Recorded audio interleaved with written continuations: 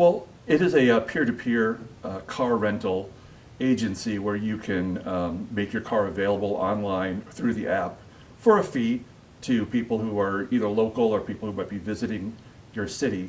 And so, they can come to town, they can pay that price and have your car anywhere up from one day for a weekend or, up indefinitely.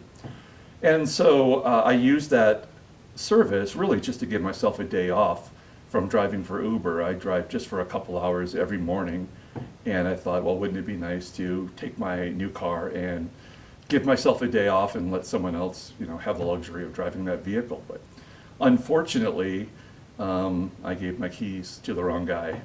And let's talk about that, because actually this is your first time using the app. Very first time. And when he came, you actually your extra sense kicked in, and you kind of told yourself, I shouldn't be handing over my keys. Describe that for us. Right. My gut instinct kicked in. I've been a long time training manager, and I've interviewed a lot of people myself. And so you just have that initial instinct when someone is being honest and forthright. And in this case, the second I met him, I just got the wrong feeling. But I'm typically a trusting person, and I want to believe the best in people. And so I even said to his face directly, there's nothing about this that makes me feel comfortable, because he did provide a driver's license. He followed all the rules, and I went through the checklist in the app, so it all matched up.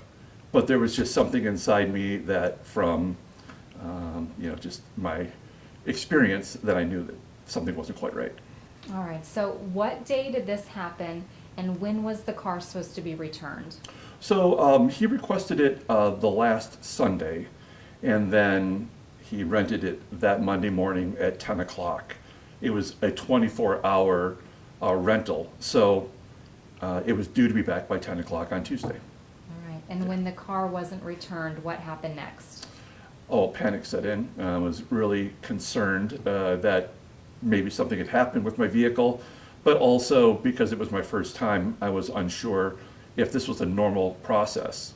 So I waited, like 15 to 20 minutes longer than I probably should have before I contacted Turo customer service. Once I talked to the agent there, they assured me that this is something that would happen, and if there was a period of time that elapsed up to an hour, I could call back and create an incident report. And of course, that's what I had to do. And then I waited another half an hour after that. And when I had called back at that point, that's when they notified me that my car had been impounded. But they didn't have any other information than that. Wow. Yeah. So ultimately, what happened? We know that it was impounded. So tell us who it was impounded by, and what do you know happened? Yeah.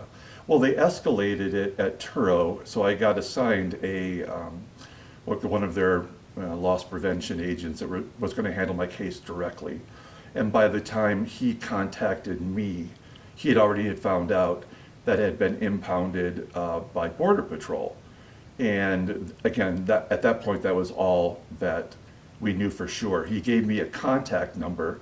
Border Patrol won't give out personal information on a vehicle to someone who isn't the owner. So I had to wait 24 hours after knowing that my car was impounded to make contact with the paralegal who's handling the case. So I contacted her the next day, and she assured me that it was impounded and it was for human trafficking. The person that had been arrested was the person who rented my vehicle, and that he had already been released, but my car was still impounded. And what is going through your mind at this point? Well, I'm completely frustrated because I'm sure most people, like myself, cannot be without a vehicle for any extended period of time. I rely on my vehicle. As I mentioned, I drive for Uber, and so that is part of my income. And so being without it really kind of jammed me up. I am in a tough spot because of that. So it's been frustrating, and I was told that it is a long procedure to get the vehicle back. It can take up to 3 months, and it's all paperwork from here on out.